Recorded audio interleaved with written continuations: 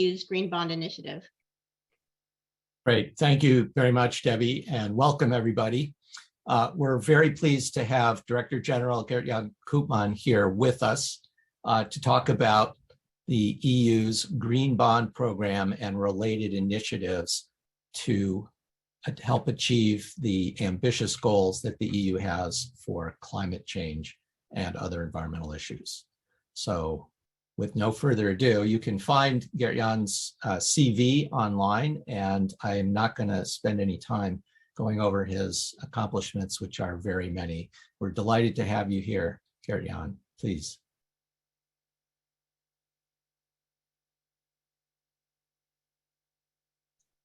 And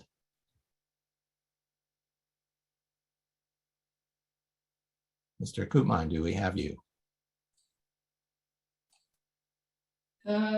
He'll be here just in a second. Okay, no problem. Yeah, he's coming. No problem But, at all. at least you can hear us and see us, so that's good. Yes, everything Here he is is. fine. All right. Good morning. How are you? Sorry for being a little late. Not a problem, sir. And thank you very much. I introduced you very, very briefly, and we welcome you. We're eager to hear your remarks, and then we'll have some questions and answers. Fantastic, fantastic. Well, let me start by saying that I'm honored and delighted to participate in this conference and to talk a little bit about how in the European Commission we are furthering green debt issuance. If you allow me, what I would do is to talk a little bit about the general framework that we've developed, which is brand new and which I think is going to change European capital markets pretty fundamentally in the coming years. And I think I need to do that, even if it's not green per se, simply to allow you to understand the context within which we are developing our green bond issuance framework. So let me begin by saying that this crisis that has hit the world, the pandemic, has led to a much more robust reaction in Europe, a much more joined up reaction in Europe than was the case previously, with a coming together, I think, of member states and the European Union, and the European Union actually being leveraged, being used as a means to address the pandemic quite forcefully. We're obviously in Europe not a federal state, but I think it's fair to say that the response given to this crisis has elements of a federal dimension that are new and important and have actually led already to much better results than were achieved by the more fragmented approach during the great financial crisis around 10 years ago. So that's the backdrop. And in fact, the stimulus that was given by our coordinated approach between member states and the European level was very significant. The bulk coming obviously from our member states, and that's not surprising if you realize that the European Union budget until this particular budget amounted to about 1% of EU GDP, whereas member states' budgets are around 40% of GDP, so they simply have more firepower. But nevertheless, we have added at the European level a program that will run over the next 4 years, which actually has a firepower of 5% of GDP, so that's macroeconomically significant. And that is essentially financed by borrowing on the capital markets through the issuance of EU bonds, backed by the guarantee in the EU budget. So I've been managing a budget of 150 billion euros a year, roughly 1% of GDP, a little bit more. In the coming years, up until 2026, I'll be managing a budget that effectively is twice as large.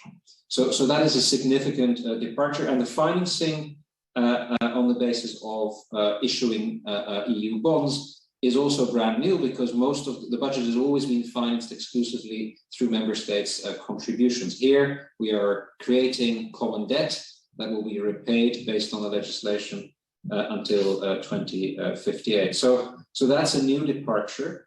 And I think it's important to realize that this additional firepower in the EU budget is structured in a very forward-looking manner, in that the economic policy agenda that existed prior to the crisis, namely to deal with structural reforms, to deal with investment deficits, to deal with the need to invest in greening the economy and to digitize the economy in the process, that hasn't been sacrificed on the altar of the crisis response. In fact, the contrary happened. We have leveraged this agenda by bringing it forward and by expanding the public investment dimension.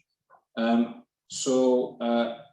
is very significant. And as part of this financing through bond issuance, we have introduced a green bond framework. To give you two statistics, the overall financing will amount to about 800 billion euros to finance this 5% of GDP top up of the budget, of which we plan to raise about 250 billion euros through the issuance of green bonds. And we have just adopted very recently our green bond framework to do this. If we succeed, this will be the world's biggest green bond issuance. In fact, we kicked it off last week with our first issuance, a syndication that generated 12 billion euros. We borrowed 12 billion euros on the 12th of October, and that was the biggest single issuance of green bonds ever. It was more than 11 times oversubscribed, so there was massive interest. It was a significant greenium that we reaped, even if that wasn't the objective per se. And we had many disappointed investors who we had to turn away. So that was a good start. And what I wanted to do is talk a little bit about how this green bond framework is anchored in this economic recovery program, how it is green, how we guarantee that it is green, and how we look at it in terms of how it will be taken forward.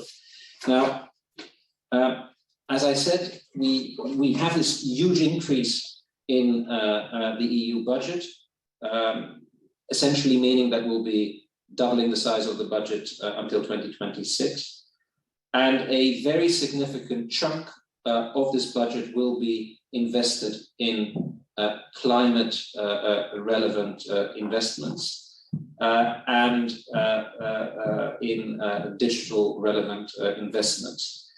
So the target for the biggest program that actually uses 90% of this 800 billion is to devote at least 37% to green investments. That's a minimum requirement that characterizes the legal framework. Under the legal framework, member states need to submit plans, and these plans each and individually need to at least comprise of 37% green investments. In fact, member states have gone beyond. We haven't finalized all of the plans yet, but at this juncture, we're at about 42% already. Now, before I go further into elucidating how this works, let me say that the borrowing itself, so the 800 billion, is backed up by a guarantee, an irrevocable guarantee by member states worth 100 billion euros per year, 0.6% of the EU GDP, that will be available between now and 2058, which means that any repayments up to 100 billion euros a year are fully guaranteed. But obviously, the whole borrowing itself is managed very prudently, with repayments that are only a fraction of this upper limit. And this construction has led the rating agencies to afford us the highest possible rating for our debt, namely a AAA rating. So we have actually introduced a very strong credit in the market, which by virtue of its size will also be very liquid. And I've just said that a very large chunk of it will be green, which essentially means that we have a liquid green asset of unprecedented proportions in the European capital market. Now, obviously, in order to issue such large volumes, the European Commission, which has been essentially borrowing in a supranational fashion, has had to overhaul completely the way we operate on the capital markets. And in essence, we have moved in the direction of a much more sovereign style architecture, not unlike our largest member states, in a way also quite similar to the way the US operates, which is comprised of essentially a very clear and transparent and predictable communication to the markets based on 6 monthly funding plans that clarify exactly what we want to borrow. We have a primary dealer network of Europe's strongest banks based on objective criteria to which banks can apply. We have 42 banks in the pool at the moment, which help us with syndications and place our debt in syndications with a wide range of investors. But in addition to syndications, we also use auctions. And we've started that actually in September, which are a very cost-effective way, as you know, of raising debt. And next to the bonds, which have maturities of between 3 years and 30 years, we've also introduced a bills program, an EU bills program that is essentially run through auctions. At the moment, we have essentially 2 auctions a month. And we have 2 maturities, 3 months and 6 months for these bills. These bills have been priced very, very competitively. So we're borrowing very, very cheaply, deeply negative territory, even more deeply negative than German bills. So all in all, this is a completely new system, which, if I can be frank, also lays the architecture for something that could, if member states so decide, if the European Council so decides, could be prolonged going forward. Now, we have used this system to effectively operate immediately our borrowing machine over the summer, and we raised a huge amount of debt already. We raised nearly 60 billion euros, which has been made available to member states for pre-financing their national plans and to a number of other programs that have been reinforced.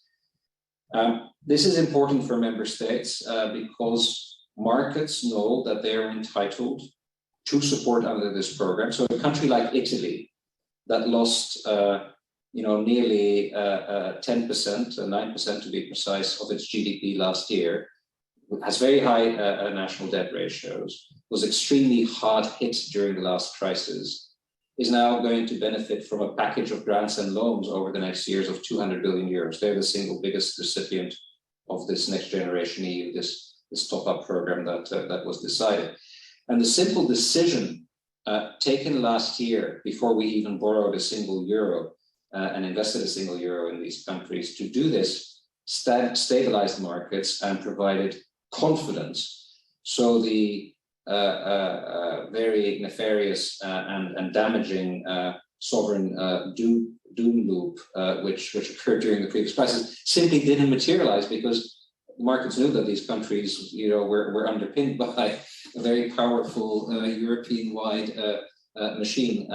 So even before the thing started running, it already generated very significant macroeconomic benefits. And that's important because the EU budget has had a structuring effect. It was responsible in poorer nations for about 40% of their public investments, but it never really had a macroeconomic relevance at scale, certainly not in terms of stabilization. And this is the first time it actually does that.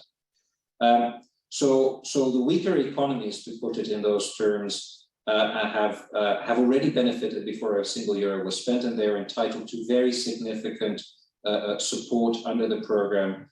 I've mentioned the 200 billion euros for Italy, but for poorer countries like Greece, Croatia, Bulgaria, Romania, the support as a percentage of GDP is in excess of 10%, so very significant over the years. Now, part of the support is going to come through loans, a bit less than 40%. The rest are essentially grants. But the loans are also very advantageous because our AAA rated bonds are obviously attracting a very advantageous interest rate.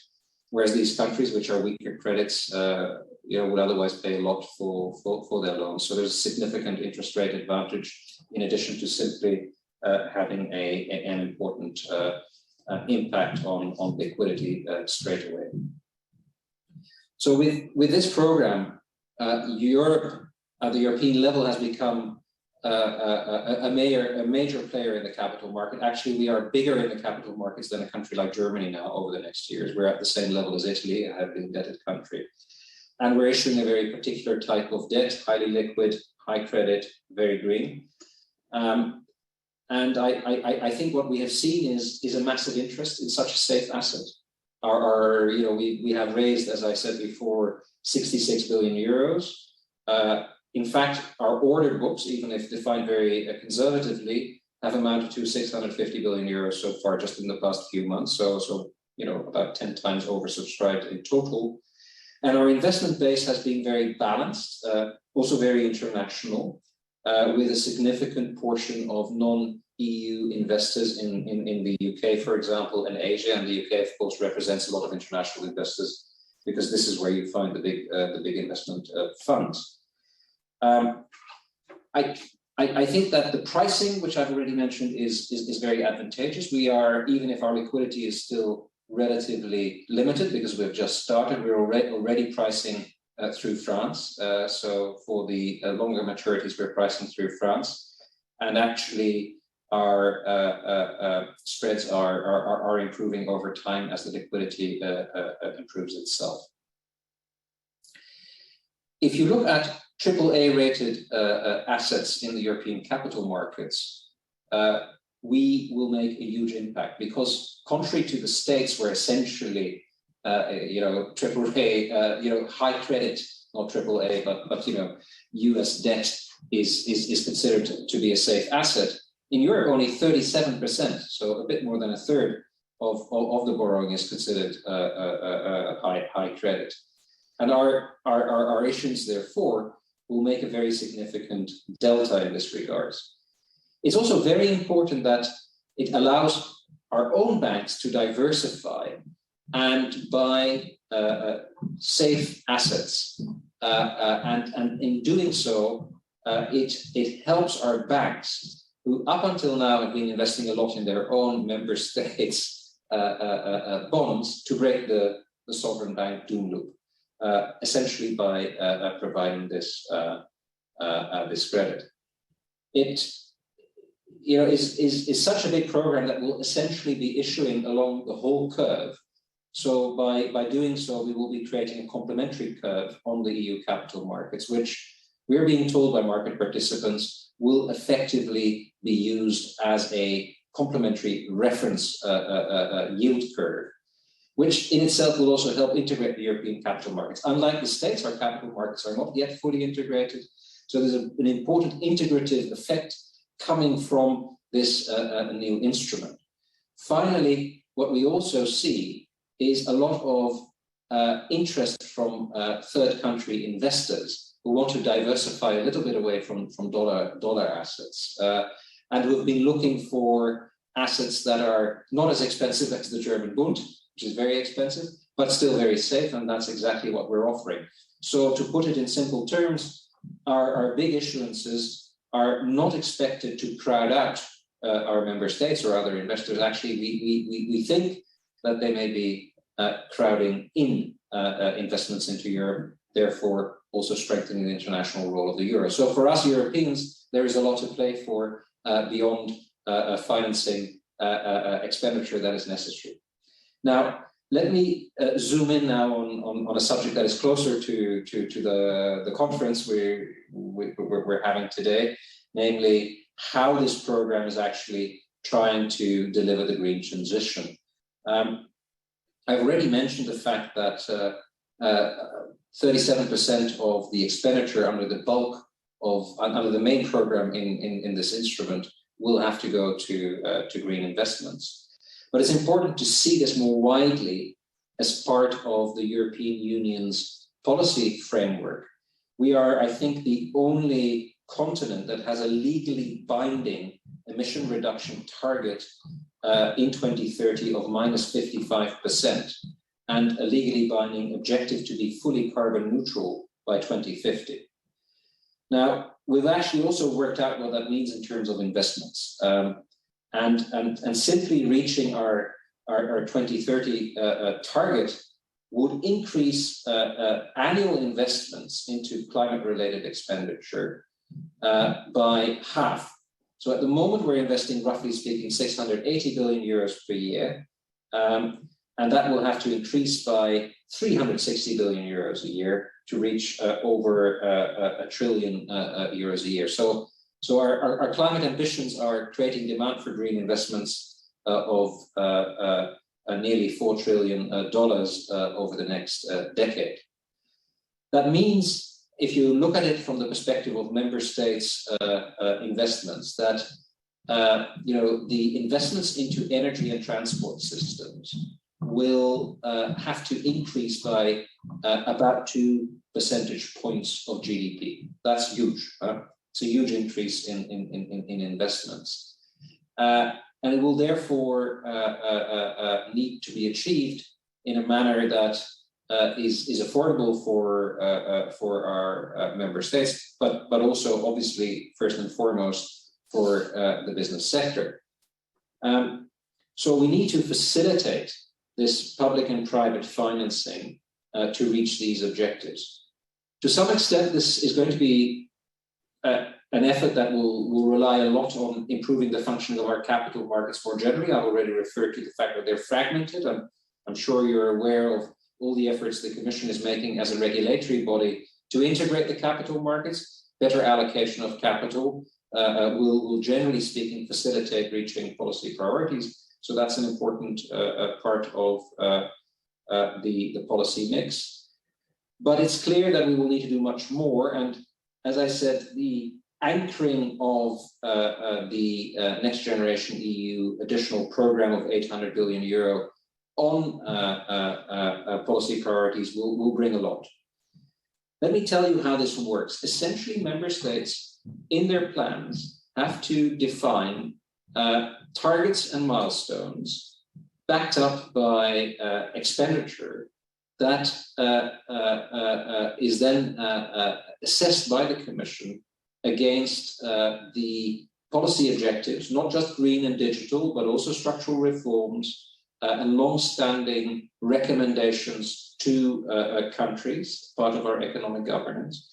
When they're approved, the payments will actually only be made if member states hit these targets and milestones. So this is an extreme form, I would say, of performance budgeting. There is no payment for cost. The costs are lower or higher for reaching a target or a benchmark. It will have zero impact on the financing we will give our member states. This only depends on them reaching the targets and milestones. Now, given that the targets and milestones need to represent the investment universe for which member states are going to be compensated, we have a very strong anchor for actually determining whether member states are respecting the 37% target for climate expenditure. Because in essence, we know exactly what is underpinning these targets and milestones in terms of underlying expenditures. So the Commission, in assessing the plans, has been able to verify very meticulously whether the 37% is real, backed up by genuine investments that we can measure, and it's only on that basis that we have actually approved them. That provided us with a very powerful starting point for our green bond framework, because obviously we will need to demonstrate to our investors that this is a genuinely green bond framework and that they're genuinely investing in matters green. And because we are issuing against, if you will, the asset pool in the national plans, we're actually able to demonstrate exactly that these green bonds will be going, in terms of use of proceeds, to identified projects that have been vetted for, if you will, their greenness. So against that background, we are very confident that we will be able to issue 30% of the funds, up to 250 billion euros, via these NGU green bonds. We believe it's very important to do so, not primarily because it will open up our investment base to a whole new range of investors, and not because it is a little bit cheaper, because there's a small greenium to be reaped. We reaped about 3 basis points at our first issuance, but essentially because I think it ensures the consistency and coherence between the expenditure side of the budget and the revenue side of the budget, if you will, and because it helps develop this type of green finance issuance in Europe, which, as I've just explained, will help reach these much larger investment goals that we have, thereby also building a market that hopefully can help private sector issuance finance at least part of the additional 360 billion euros that is needed to reach our climate targets. Now, we have obviously based ourselves on a state-of-the-art green bond framework. And at the moment, the gold standard, of course, is the ICMA green bond principles. So we have relied on them, and our green bond framework is fully compliant with the ICMA green bond standards principles, as also our second-party opinion provider has confirmed. It's really, I think, a best-in-class approach. And when it comes to reporting, as I've just explained, we will be able, by the end of this year, to demonstrate to all of our investors, more or less in real time, what the asset pool is and how it is performing. So in terms of reporting on the use of proceeds, we will, I think, set a standard in its own right in this regard. We will also be able, given that we have effectively, as I said already, 40+% of the expenditure in the plans classified as climate relevant, we'll be able to take a very critical look at actual outcomes and remove any non-performing, from a green perspective, assets from the pool, so that we are always capable of ensuring high quality assets, high quality in terms of their greenness assets in the pool indeed. And we will also be reporting on that. So we believe that we really need to be very, very ambitious in this respect in terms of use of proceeds reporting. Now, there's another way in which we have tried to be very ambitious, which is that beyond the ICMA, so the International Capital Markets Association green bond principles, we've also built in already, to the extent possible, the EU taxonomy, which, you know, of course, is a standard the Commission will be evolving under the EU green bond standard. Now, in a sense, we managed to do that because we make, as a regulator, the proposal on the EU taxonomy, and when in March the legal framework for the national plans was adopted, we already built in the EU taxonomy parameters in that legal framework. We also built in requirements regarding to the do no significant harm principle, also required under the taxonomy, and these have all been verified on a plan-by-plan basis as we were approving the plans. So our proceeds reporting will be, I think, setting a new standard, as I said. At this juncture, I can report that we expect energy efficiency, clean energy, and climate change adaptation to be the largest categories of eligible expenditure. And we obviously will be tracking this in real time, as I said, under this tool from the end of the year onwards.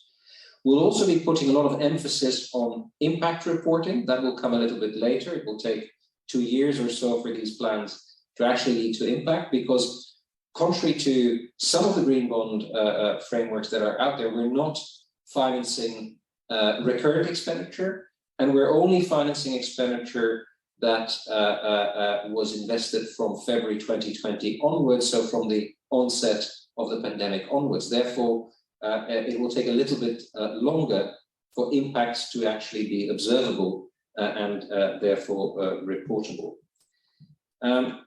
We hope that with this framework, we will de facto be setting a very important standard and develop the green bond market internationally. It will, as far as we know, be the biggest green bond framework out there anywhere.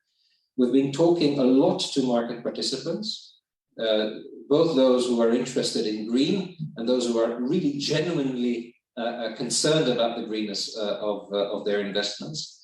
And we believe that based on this feedback, we can actually prune our asset pool further to make sure that it will be eligible for all of the green funds that we have been talking to in the past few months. So all in all, I think these are exciting times for us. We are building a powerful financing tool for a very important macroeconomically relevant economic response. But in and of itself, it will also develop the European capital market, strengthen them, integrate them, green them, and in doing so, we hope also develop the green finance market more widely. I think this will be a good example, hopefully, of a win-win for everyone involved, and notably for all those investors who are interested in building or expanding their sustainable financing portfolios. Thank you very much. Terrific. Thank you so much, Director General Koopman. So we have some questions that have already come in, and we've prepared a few more. Let's start with the massive need for investment globally to be able to reduce greenhouse gas emissions to be consistent with the Paris targets of limiting warming to no more than 2 degrees C above pre-industrial levels and striving for 1.5. By some estimates, including your own, this is going to require about 2.5% of global GDP invested for some years. And as one of our participants posted and in the Q&A, Larry Fink and many others in this conference have talked about the magnitude of that being trillions of dollars per year. So one question is whether or not the green bonds that are being issued here by the EU, whether that model could work for other nations, but specifically directing those funds towards the developing nations. And in particular, are EU member states under this green bond program allowed or even encouraged to use some of these grants and funds from your green bond program in the developing nations? Yeah, John, thank you very much for that question, a highly pertinent question. I think there are two parts here. One is really related to whether this is a model that can be followed more generally by other government and quasi-government issuers. And I think the answer is yes. We've seen a lot of very detailed project-based green bond standards. This is basically what other sovereigns in Europe are doing. But what we're doing is something a little bit different. We're actually financing, if you will, economic reform packages, programs with large-scale underlying investments underpinning it.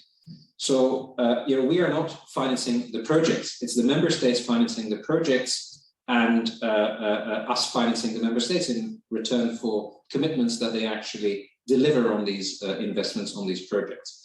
I think for large countries that are, that have strong federal characteristics, of which there are quite a few, this is actually a very good model. Because let us face it, a lot of these green investments are going to have to be done at the local level. They cannot be done centrally. It's impossible, in your country to plan everything from Washington, D.C. A lot of this will have to be done in a decentralized manner. But equally, the issuance of the financing can better be done at the federal level because that's where you have the strongest credit. So there is a puzzle there. How do you bring these two things together? And I think this model we have developed could actually be an attractive blueprint for such federal countries. And there are quite a few in the developing world. I mean, I'm thinking of a country I know well, which is Indonesia, which has these characteristics, a huge country. China also has actually some characteristics here. Now, that's maybe a rather particular case. But I think the model actually is attractive and could be used for such geographies. When it comes to what member states can do with the money they get under the plans, there I might have to disappoint you. The money is strictly linked to investments that have been identified ex ante. So to these targets and milestones, which are essentially domestic targets and milestones. That actually makes it a robust green framework. If member states could give this money to someone else or invest it somewhere else, we would have no guarantees over the use of proceeds. So that's not possible. But I want to be very clear that the Commission is really pushing international climate finance very, very hard. This is critical. I think their thing is absolutely right. Without much larger volumes of international finance flowing to these countries for green investments, we're never going to hit climate neutrality. And what we're doing here is actually using other programs in the budget, together with our member states in a coordinated fashion, to support third countries. We've just raised the level of ambition of our international development assistance, if I can use that term, to 35% green. So, our colleagues programming these investments are actually required to work with partners in the developing world to reach 35%. And they're not doing it on their own, they're doing it with our 27 member states in what we call a Team Europe approach. So it's a joined up approach. And we believe that's absolutely fundamental as part of the response to climate change. Thank you. Great, terrific. Thank you very much. So since the focus is ex ante projects identified ex ante and to be implemented in the member states, there's a variety of questions on our mind about how that's actually going to work. We have grants and loans. So do you expect the member states to use the funds primarily for public investments, or are they going to be relending through the private sector?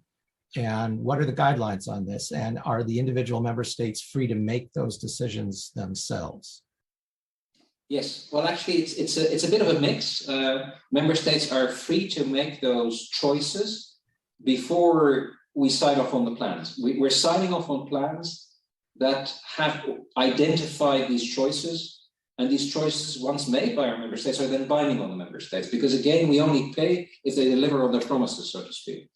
Now, obviously, there is actually, and this is very encouraging, I think, a lot of private sector green finance that our money is backing up in the member states through this method, but it's accompanied by very strict conditions. So, there are schemes, for example, to facilitate investments in energy efficiency, combined with tax reforms in member states, and with a cheap financing which member states are affording against the financing we are making available. So yes, absolutely, this is there. The only thing we want is that this is defined in a very clear way, so that when we issue our green bonds against these programs, we are absolutely sure what is going on. And this is true both for grants, incidentally, and loans. There's no distinction in terms of the conditionality, if I can use that term, that member states have to comply with between grants and loans. Great. So on the same theme, there's always an issue in these kinds of programs, or in any debt issuance, around additionality or crowding out. And you mentioned that you believe that these bonds are not going to crowd out other forms of investment generally, but perhaps even encourage other forms by improving the creditworthiness and creating the Eurozone as more of a safe haven comparable to other reserve currencies. So, but with respect to the green targets, there's a serious issue about additionality. So how are you going to assure that the funds, especially as the projects are identified by individual member states, will be going to projects that would not have, green projects that would not have otherwise occurred? There's always a temptation here to identify a project that has the least risk, and that typically means something that already is far down the pipeline of permitting and development and so on and so forth, and that reduces additionality. So could you be quite specific here about how you're going to assure that and avoid crowding out of green investments that would have occurred in any case. Yeah. No, that's a very, very pertinent point. I think you hit the nail on the head by asking that question. I think, to be honest, there are limits to what we can do, because at the end of the day, essentially, to answer this question, you need to define the counterfactual, right? What would have happened had we not launched this scheme? And that's very hard to do, as we all know from economics. Nevertheless, there are a number of important guarantees that you can build in. One is a very simple guarantee, which is that we only finance expenditure that occurred from February 2020 onwards. So, if you actually look at a lot of the green bond schemes in countries around the world, they go back to a pipeline of expenditures that were ongoing for a long time. It's very easy from an accounting point of view, because you have these expenditures in the books of the government. But as you rightly said, I mean, in terms of additionality, that's not great. So we don't have that. Secondly, we've built in very strong guarantees that what we finance through our green bond issuances cannot be financed by member states through their green bond issuance. So there's no double counting here. Thirdly, the member states are not free to just put forward any investment. As I said, these targets are actually binding, and they also, secondly, need to be consistent with policy recommendations that we have given as part of our economic governance framework. So take a country like Italy. It is actually doing things that it was certainly not planning to do under the previous government, for the simple reason that the country was so budgetarily constrained that it wasn't investing in this type of digitization, to give you one example, and in energy efficiency as it is doing now. So I think, if you want an academic test, you're probably not going to make it. If you take a commonsensical approach and you actually look at what's happening in countries like Italy and Spain, big beneficiaries, and in the poorer nation states, you see a massive change in whatever way you define it, of the composition of public investment. It used to be brown, deep brown in many cases. It's shifting towards a lot of green, not just light green, but also dark green, as a result of this intervention. And I think it would be inconceivable, to be honest, knowing these countries, that this would have happened without additional finance. Great. And just to continue on this, we have several questions that have been posted related to this issue of ensuring not just additionality, but avoiding greenwashing, ensuring that the projects are not brown in any form, but truly green. So one question goes to the issue of the information that the Green Bond program will provide. How granular will it be? What are the standards here? And another question notes the EU's traditional philosophy has been to be more prescriptive and granular in the design of policy tools. So is there any evidence on how effective this is? You've mentioned that your standards are going to be stronger than ICMA's standards for green bonds. Can you give us some more specifics on this? Yeah, absolutely. So, I mean, I think we have a very robust framework, because we have essentially 4 lines of defense, if you will.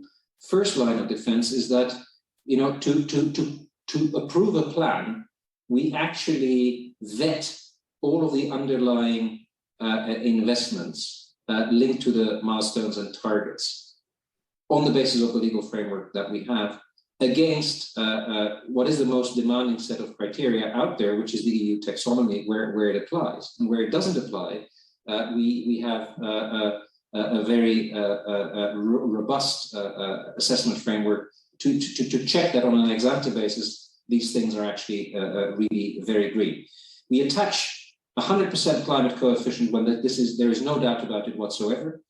And for any cases where there is any doubt, we attach a 40% coefficient. So only 40% of the expenditure counts towards this thing, if we are not in a position to be 100% clear. Let me give you one example of the 40% to show how conservative we are. We have a Danish scheme that essentially consists of taxing companies for their CO2 emissions, and subsequently, with the help of this program, helping them to invest in energy efficiency to reduce the tax they carry. Now, the money we put into this scheme, we only qualify green to 40%. So only 40% of our expenditure here we qualify as green, because we don't know exactly which companies will be using it. We know that the Danes have a very demanding energy efficiency investment eligibility test, but we don't know exactly which companies are behind it. So we've decided to put it at 40%. But I think in many member states, many issuance programs would rate this at 100%. Secondly, to give you another example, we have fully excluded natural gas. There's a huge debate about whether natural gas should qualify or not. We've fully excluded it. Obviously, we have excluded nuclear. Obviously, we have excluded just about any sort of hydrogen, unless you can prove that it really is generated from wind and solar. So I think here we have chosen very, very demanding standards. And that's only the first line of defense. That's example. But your question is right. So what happens if something goes wrong in the execution? Well, then we have the second line of defense, because member states only get paid if they actually deliver on what they promise. And this will be checked. That's the second line of defense. Now, third line of defense, once they've been paid, we will actually be auditing this stuff. So we will go in and check on a risk-based, obviously, a risk-based approach, whether they have actually submitted the right information. That's the third line of defense. So, and then fourthly, we have independent court of auditors who will audit our audits. So that's the fourth line of defense. I don't think, honestly, without wanting to sound arrogant in any shape or form, I don't know many programs that have such a belt and braces approach towards these matters.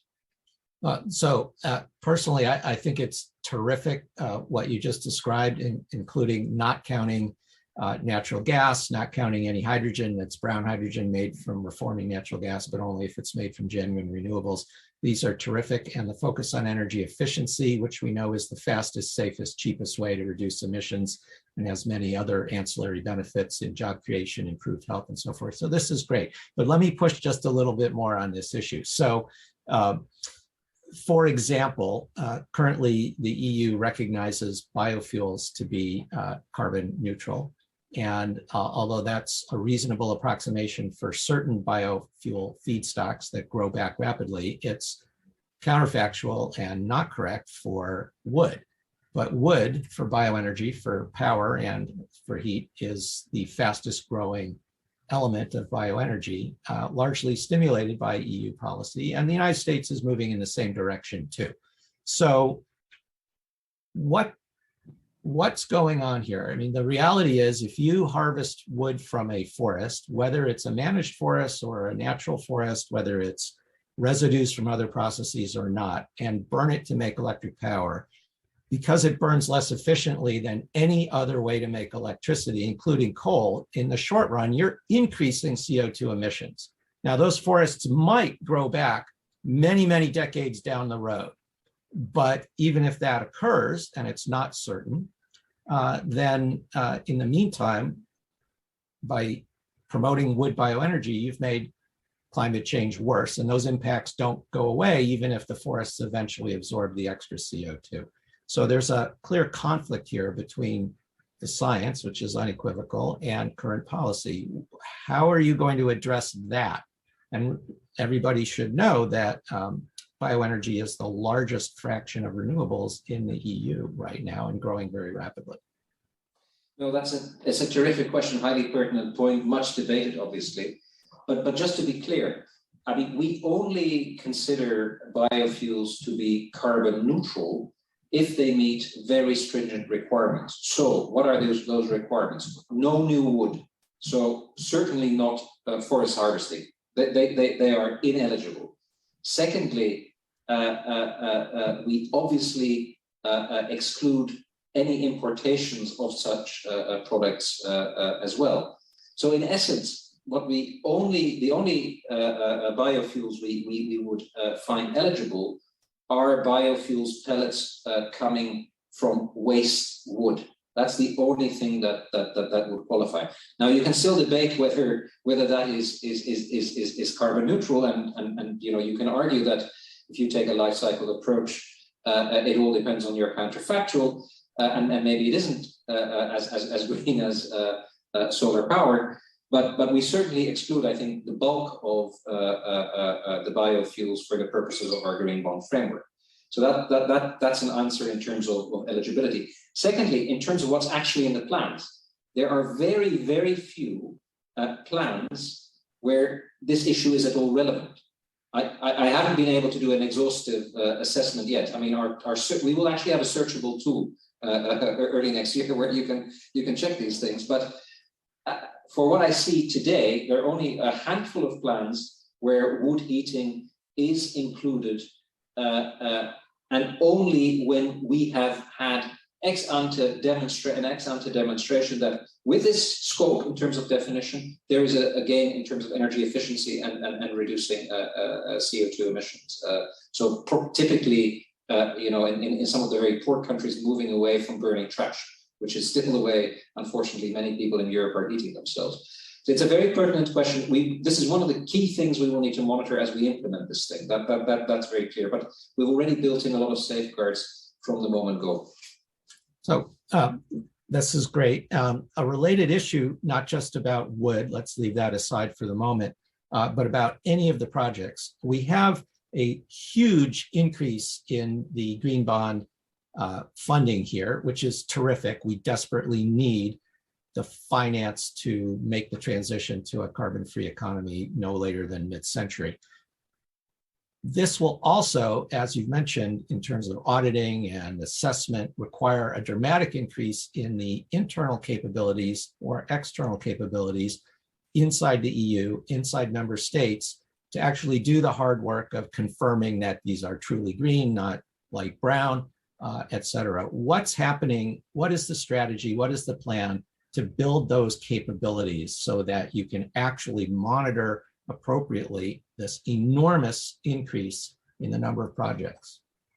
Yeah, no, absolutely true. I mean, we've experienced this. To be honest, I initially completely underestimated this, and we have had to scale up massively also by recruiting whatever was available in terms of expertise to build this thing. To give you a sense of how resource intensive this thing has actually been, we had 200 people vetting these plans on a full-time basis, and about 400 people coming in on thematic issues like climate, like energy efficiency, like transport, all debates about, is an investment in rail, is it green or not?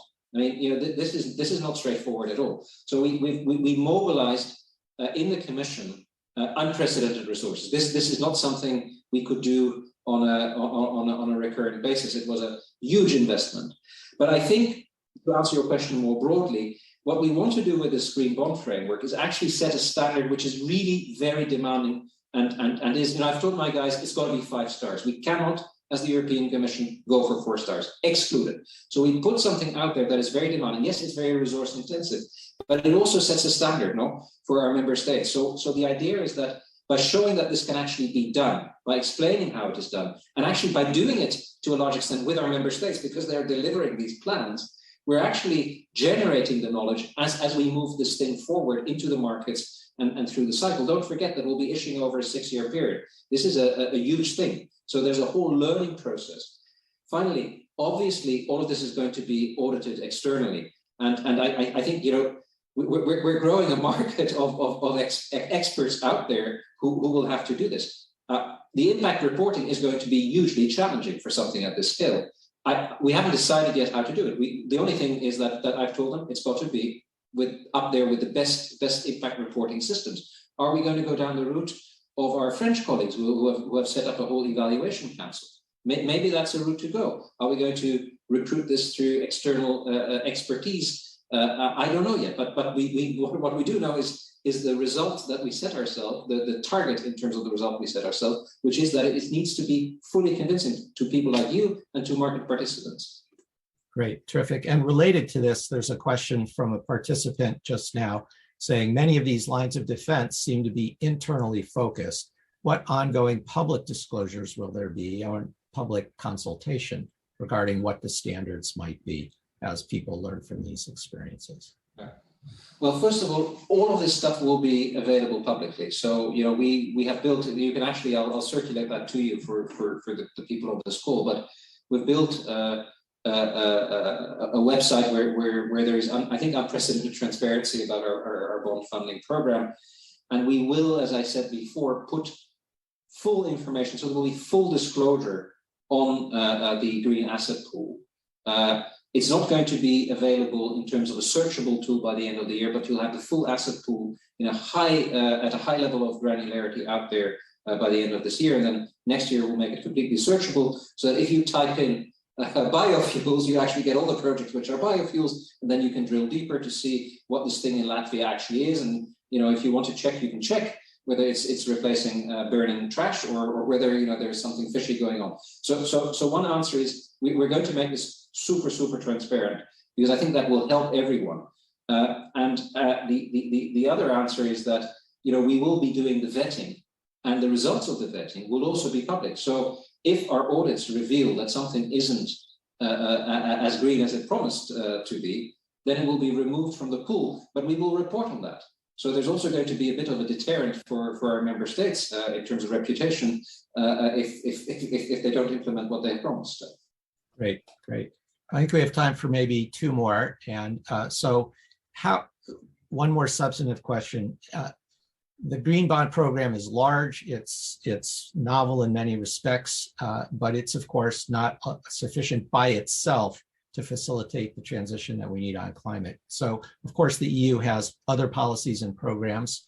How does the Green Bond Program fit in with taxes, other forms of subsidies, different and stronger regulations?